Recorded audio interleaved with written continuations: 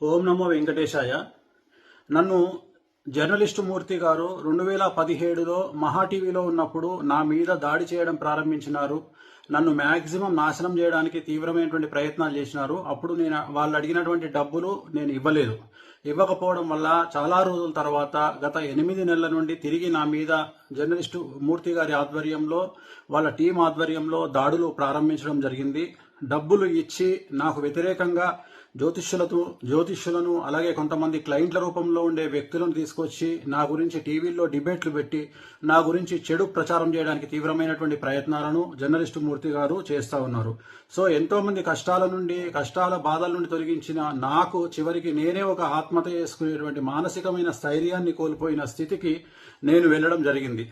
So చాలా చాలా చాలా చాలా గత 8 నెలల నుండి సుమారు 15 కేజీల బరువు తగ్గిపోవడం జరిగింది. సో ఇదంతటికి కారణం ఒక వీడియోని మీకు చూపిద్దాం అనుకుంటున్నా. ఆడియో వినాలని కోరుకుంటున్నాను. నువ్వు నాకు మెసేజ్ చేశాక నేను మళ్ళీ మెసేజ్ చేశాను, like you want me to wait అది ఇది అని చెప్తే లేదు ఇక్కడ ఇంకా లేట్ అయ్యేలా ఉంది, ఇది అలా సింపుల్గా కూర్చొని మాట్లాడుకునే మ్యాటర్ కాదు కదా, మళ్ళీ అందులో ఇంకా ఎందుకు రిస్క్ ఫోన్లో మాట్లాడడం అన్నట్టు నేనైతే మెసేజ్ పాస్ చేశానమ్మా. ఏమన్నాడంటే 5 లక్షల, సరిగ్గా విన్నావా, 50 లక్షల, 5 లక్షల, 5 కోట్ల, 5 అన్న ఫిగర్ నువ్వు ఒకటే చెప్తున్నావు అంటే నేనన్నా, నేను కూడా షాక్ తిన్నాను. 5 అని అన్నాను, గుర్తుందా నీకు? 5 అని చెప్పేసి నువ్వంటున్నావు సిఆర్ అని, నేనంత ఎక్స్పెక్ట్ చేయలేదు 5 సిఆర్ అని. నేను బయటకు రాగానే ఏమన్నాను, అంత అయితే అఫోర్డ్ చేయలేడు అని చెప్పానా? అమర్ ఒక్కటి చెప్పనా, ఈ సోషల్ మీడియా ఈ పోస్టుల కోసం ఆ కోసం ఆయన లైఫ్ స్టైల్ ఏదో బయట పెట్టుకుంటాడు, కానీ ఆయనది ఇంటర్నల్ గా లైఫ్ స్టైల్ ఏందో నాకు తెలుసు. ఇప్పుడు ఆయన ఎంత బ్రాండెడ్లు వాడి ఎంత షో ఆఫ్ చేసుకున్నా కూడా లోపల లైఫ్ ఏంటిదన్న నాకు తెలుసు కదా. 5 కోట్లు ఎక్కడి నుండి తెచ్చిస్తాడు అమర్? నేను అన్నాను అప్పుడే, నాకు తెలిసి ఇది వర్కౌట్ కాకపోవచ్చు అని చెప్పి. అది మ్యాటర్. అదేనా చెప్పేస్తే మనం చెప్పేద్దాం, ఏముంది ఇప్పుడు అంటే మనం ఇంకా ఆయన నుండి మనం ఎలాంటి ఇన్ఫర్మేషన్ వినలేదు కాబట్టి నేనేమంటున్నానంటే, ఆయన ఎవరో ఉన్నారు కదా, అబ్బా నాకు ఆయన పేరే నాకు రావట్లేదు, కల్లేరు రాజేషా ఎవడో చెప్పావు, సారీ వాడు వీడు అంటున్నాను, సారీ. సో ఆయనకి ఈ మెసేజ్ పాస్ చేయలేమా మనము? అంటే అదే వాళ్ళ చిన్న గారు కొంచెం సీరియస్ ఉన్నారంట, తనతో ఇంకా ప్రశాంతంగా మాట్లాడలేదు. నేననేది ఏంటంటే, ఓకే ఇవన్నీ ఓకే గానీ మనము ఇది తెలియకుండా అది గెలికేసి ఇప్పుడు వదిలేసామంటే వాళ్ళు చాలా ప్రెస్టీజ్ తీసుకుంటారు. అది నేను అంటే ఇంకా గట్టిగా ఇది అవుతారు. ఇలా టైం వేస్ట్ చేసి నన్ను ఇచ్చేసి వచ్చి కూర్చొని బేరం కొట్టకుండా ఇచ్చేసి ఇప్పుడు మేము చేయలేము, ఏం చేసుకుంటావో చేసుకుంటా అన్నట్టుగా మాట్లాడతారు. నాకు తెలుసు, నాకు అర్థమైంది ఆ పాయింట్. నేను అందుకే అది అంటున్నా, మళ్ళీ మనం అది పాపం మన హెల్ప్ చేయబోయి ఇంకా దాన్ని ఇరకాటంలో పెట్టలేం కదా అని నేనేమంటానంటే, ఇప్పుడు సార్ వాళ్ళంతా ఇది కాదంట, వాళ్ళకంత ఇది లేదంట, 5 కోట్లు అయితే అఫోర్డ్ చేయలేడు. ఒక మాట చెప్పడానికైనా అది అనేది అంటుంది. వాళ్ళంతా అడుగుతున్నారు, వాళ్ళ ఎక్స్పెక్టేషన్ అది. నువ్వు చేయగలిగింది ఎంత నువ్వు చెప్తే. ఇప్పుడు నాకు అర్థం కాని పాయింట్ ఏంటంటే, అయిపోతుంది ఆ కంఫర్ట్ జోన్ ఏంటి అనేది చెప్తే అయిపోతుంది నేను అంటుంది. ఇప్పుడు ఆయన 5 కోట్లు అన్నప్పుడు అమర్ ఒక మాట నేను చెప్పనా, ఇప్పుడు అక్కడ ఆయన ఇచ్చిన ఏమంటారు 5 కోట్లు అనే ఫిగర్ ఆయన ఇచ్చాడు. ఇప్పుడు వేణుస్వామి కూడా నన్ను నమ్మాలి కదా, 5 కోట్లు ఏ లెక్కలో అడిగారు అసలు అన్నట్టు. అంటే నేను నీకు మనలో మన మాట, నేను నీకు యాజ్ అ ఫ్రెండ్ గా నేను నీకు చెప్తున్నాను, రేపు ఆయన కూడా నన్ను 5 కోట్లు దేనికోసం డిమాండ్ చేశారు అని అడిగితే నాకు ఎక్స్ప్లెనేషన్ లేదు ఇక్కడ. నీకు అర్థమైందా నా పాయింట్?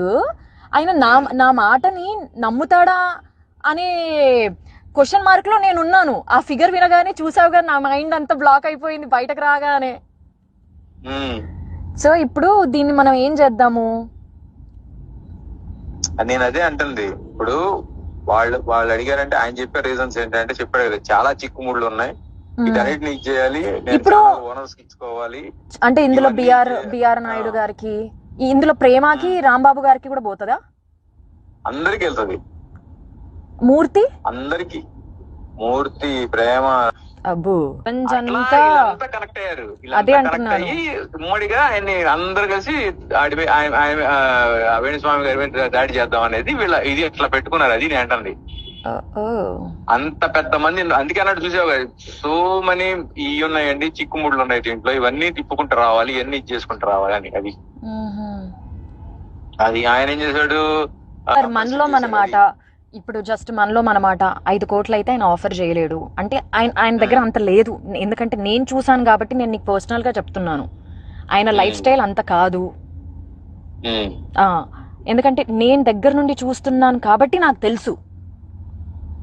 ఇది కాకుండా నెక్స్ట్ ఆప్షన్ ఏముంది ఇప్పుడు? ఈయన ఒకవేళ ఇలా సెటిల్మెంట్ చేసుకోకపోతే లేదండి నేను ఏదో 50 లక్షల కంటే ఇచ్చిపోలేను, లేదా నేను 1 కోటి రూపాయల కంటే ఇవ్వలేను అని ఏదైనా ఒక మాట చెప్తే నేనేమంటానంటే మనకేం వద్దు, నువ్వు వద్దు, నేను ఇన్వాల్వ్ అవుతాను అనేది వాళ్ళకు ఒక మాట చెప్పేసాం అనుకో, వాళ్ళకంత ఇదే లేదంటే ఆయన పోటీ చేయలేడంట, ఇది ఆయన రేంజ్ అయితే ఇది, దీంట్లో అయితే ఏమన్నా మీరు చేయగలుగుతారంటే కూర్చుందామండి అని చెప్పేసి మనం స్కిప్ అయిపోవచ్చు. నేను అంటే అది నేను అందుకే ఆయన్ని ఒక చెప్పమాను, నాకు ఇదే కావాలి చేయగలను. అదే అంటే అది ఓకే. ఎందుకంటే నేను ఇప్పుడు నన్ను ఇచ్చేసావు, నేను తీసుకెళ్లాను, నీ క్లియర్ గా నేనే ముందు తీసుకెళ్లి లేదు అసలు ఈ విషయంలో చెప్తున్నాను కదా, నీతో పాటు అసలు నన్ను అక్కడ వరకు తీసుకెళ్లడమే I'm very much grateful to you. నేను చెప్తున్నాను కదా. అయ్యో నీ మొహంలే, మనలో మనకి అవన్నీ ఎందుకు లేదు. నేను అసలు నా సంబంధం లేకపోయినా సరే నువ్వు అడిగావు అని చెప్పేసి నేను దాన్ని అప్పటికప్పుడే పంపించాను. ఏ కంప్లైంట్ ఇచ్చారు ఏంటి అవన్నీ పంపించాను నీకు. నేనే మాట్లాడి ఇది ఏమైనా సెటిల్ చేయగలుగుతామండి ఆయనతో మాట్లాడి, ఇలా కాదండి సరే మీరు ఎంత ఇవ్వగలరో ఏం చేస్తారో చెప్పండి, వాళ్ళకి చెప్తాం, వాళ్ళకి ఆ ఫిగర్ నచ్చితే ఇది అవుతాం, లేదంటే నేను నా ఫ్రెండ్ స్కిప్ అయిపోతాం, ఆ తర్వాత మీరు ఏమొస్తుందో అదంతా మీరు చూసుకోండి అని చెప్తే అయిపోతుంది. నేను అంటే అది ఈ విషయంలో మనము అమ్మో అసలు ప్రవీణ్ గారికి చెప్తాం, ప్రవీణ్ గారు ఆయన కన్వే చేసుకుంటాడు, ఏమండి ఆయన 1.5 కోటి కంటే ఇవ్వాలని అంటాడు, 1 కోటి రూపాయల కంటే ఇవ్వని అంటాడు, ఇదండి పరిస్థితి అని అంటే వాళ్ళు సార్ రమ్మన్ వచ్చినంత ఏదో ఒకటి వచ్చింది సార్ రమ్మన్ ఇది అంటే కూర్చుంటారు, లేదంటే వద్దులే మనం చాలా మందికి ఇచ్చుకోవాలి, ఇది చేసుకోవాలి, వర్కౌట్ కాదులే అంటే లైట్ తీసుకుంటా. అది నేను అంటుంది. ఇందులో మన ఇందులో మూర్తి కూడా తీసుకుంటాడంటవా? పక్క ఖచ్చితంగా వీళ్ళంతా పంచుకుంటారు కావచ్చు. రాంబాబు 250 రూపాయలు 300 500 రూపాయలు ఇవి కూడా వాళ్ళు రాంబాబు తెలుసా. మళ్ళీ ఇలాంటి వాళ్ళకి ఇంత పెద్ద పెద్ద అమౌంట్ చాలా ఎక్కువ కదా మరి. చెప్తున్నా అవి కూడా వాళ్ళు అళ్ళు వదులుతారు. ఇప్పుడు వాళ్ళకి అందరూ వాడు చెప్పే లెక్క ఏంటి, ఆయన చెప్పే లెక్క అందరికి 30-40 ఇచ్చుకుంటూ వెళ్ళాలి, అన్ని వీటన్నిటిని ఇచ్చేసుకుంటూ వెళ్ళాలి. ఛానల్ హెడ్లకి నేను చిల్లర ఇట్లాంటివి ఇస్తే వాళ్ళు యాక్సెప్ట్ చేయరు. ఛానల్ హెడ్లు అంటే మళ్ళీ వాళ్ళకి గట్టిగా సమర్పించుకోవాలి, అవన్నీ చేయాలని చెప్పేసి ఆయన దీంట్లో ఇది ఉండలే. కానీ మనం ఎంత చేయగలం, ఎంతవరకు చెప్తే దాంట్లో వాళ్ళు చేయగలరా లేదా అనేది చెప్తే అయిపోద్ది అంతే.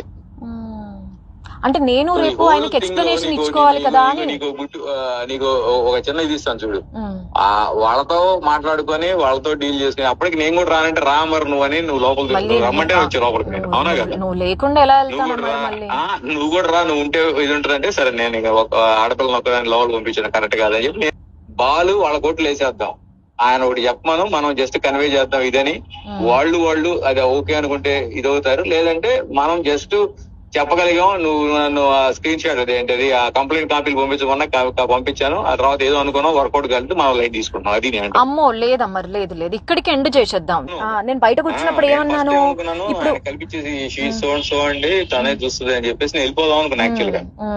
బట్ నాకెందుకు నేను తీసుకొచ్చాను, నేను ఉండాలి పక్కన, తన పక్కన ఉండి నేను దాన్ని అది నేను అనేది ఏంటంటే మనకు నువ్వేది చెప్పేసే ఇది ఏది ముసుగులో గుద్దులాట్లు కాదండి, మాకు వేరే ఇంట్రెస్ట్లు కూడా ఏం లేవు, మీరు చెప్తే అదంతా వాళ్ళకి చెప్తాం, వాళ్ళకు నచ్చితే రమ్మంటే ఎల్లి కలవండి, లేదంటే అవదని చెప్తారు వాళ్ళు, నేను చెప్పేస్తాను అంతే. ఇంతవరకు అయితే మేము తీసుకుంటామండి. ఇప్పటికే మనం కొంచెం అంటే ఎక్కువే తీసుకుని వెళ్ళాం, అంటే మనం అది ఎక్స్పెక్ట్ చేయలేదు కాబట్టి ఏదో సెటిల్ చేద్దాం అన్నట్టు.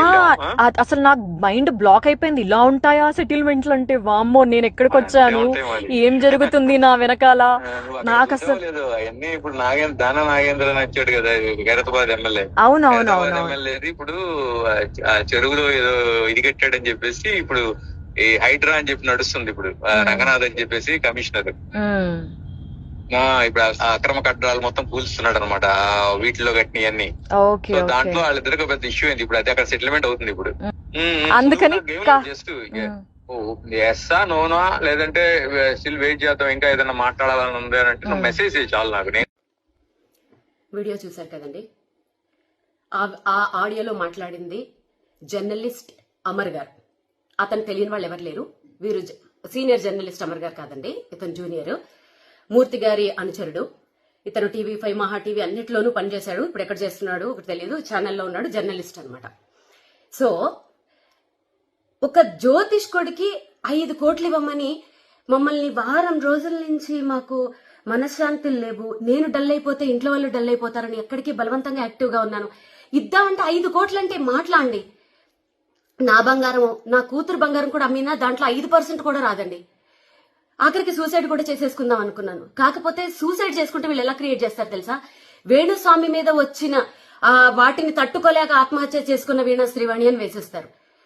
నా చావు అలా వృధాగా పోకూడదు. ఈ వీడియో, ఈ ఆడియో బయటకు లీక్ అయిన తర్వాత మాకు ఎలాగో థ్రెట్ ఉంటుంది. వాళ్ళు మమ్మల్ని ఎలాగో చంపేస్తారు. ఆ చంపేసేదేదో వీళ్ళు ఇలాంటి వాళ్ళు అని బయట పెట్టి ఇంకెవరు మా వల్ల ఒక ఇద్దరైనా సరే ఈ బ్లాక్ మెయిల్స్ దీంట్లోంచి, ఇది ఇండైరెక్ట్ మర్డర్ అండి. ఇండైరెక్ట్ మర్డర్ తెలుసా? 5 కోట్లు కట్టలేక పరువు కోసము చచ్చిపోతే ఎవరండి బాధ్యులు? ఎవరు బాధ్యులు? దీంట్లో నాకు విచిత్రమైన విషయం ఏంటంటే, ప్రేమ గారు అంత డీసెంట్ జర్నలిస్ట్, ఒక ఆడపిల్ల అమరు చెప్తున్నాడు చూడండి, దాంట్లో ప్రేమకు కూడా వాటా ఉంది. రాంబాబు గారు, TV5 రాంబాబు గారు ప్రతిరోజు నాకు మెసేజ్ పెడతాడు, ఆయనకు కూడా వాటా ఉంది, ఇంకెవరెవరికో వాటాలు ఉన్నాయి అని చెప్తుంటే నా ఫ్యూజులు ఎగిరిపోయాయండి. పెట్టుకోండి, ఇంకేమన్నా పెట్టుకోండి, మేము ఇంకా ఏమీ చెయ్యలేము. ఇది మా మరణ వాంగ్మూలం అనుకోండి, ఏమన్నా అనుకోండి. వీళ్ళు మానసికంగా కూడా, వీళ్ళకి ఎన్ని ఫేక్ అకౌంట్లు ఉన్నాయో తెలియదు గాని, నేను మొన్న జర్నలిస్టుల మీద పెట్టిన వీడియో కింద ఎన్ని ఫేక్ మెసేజ్లు, ఒక 100 వాళ్ళు ఫేక్ పెడితే ఒరిజినల్ వాళ్ళైనా కొంచెం అవుతారు కదండి, వాళ్ళు కూడా పెడతారు. మెసేజ్లతో కూడా నన్ను హింసించేశారు. అసలు నేను ఎప్పుడు నా మ్యూజిక్ వరల్డ్ నుంచి బయటికి రావడం మీరు ఎప్పుడైనా చూసారా? ఎందుకు వచ్చారు అని అడుగుతున్నారు. ఇప్పుడు ఆడియో అర్థమైందా? మా దగ్గర ఇంకా చాలా సాక్ష్యాలు ఉన్నాయి. మా మనిషి కిలారు రాజేష్ అనే వ్యక్తి జూబ్లీ హిల్స్ క్లబ్ లో పెట్టిన మీటింగ్ అది. మా దగ్గర ఇంకా సాక్ష్యాలు ఉన్నాయి.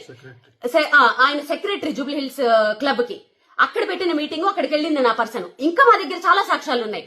అప్పటి వరకు మమ్మల్ని బతకనిస్తే మేము ఇంకా బయట పెడతాం. ఈ వీడియో చూసిన తర్వాత మాకు జర్నలిస్టులే సపోర్ట్ చేస్తారా, బ్రాహ్మణ సంఘాలే సపోర్ట్ చేస్తాయా, చదువుకున్న వాళ్ళు సపోర్ట్ చేస్తారా, పోలీసులు సపోర్ట్ చేస్తారా, లాయర్లు సపోర్ట్ చేస్తారా?